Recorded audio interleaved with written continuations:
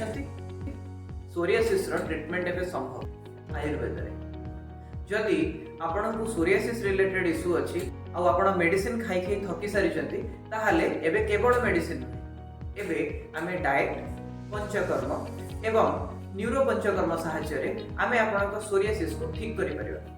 Psoriasis गोटे एमिति disease जो थे कि बॉडी रे स्केलिंग होई थाए बहुत इचिंग होई थाए बॉडी रे केबे केबे ज्वर भी आसे पेन आसे रेडनेस थाए। जदि आपन स्किन रिलेटेड इश्यू अछि ताहाले तळे दिए जायथिबा नंबर रे कांटेक्ट करंतु एवं हमर अपॉइंटमेंट बुक करंतु। जुलाई मास 20 तारिख रु अगस्त मास 15 तारिख पर्यंत एबे आपण अपॉइंटमेंट बुक कले आपनको अपॉइंटमेंट ऊपर 50% डिस्काउंट मिले।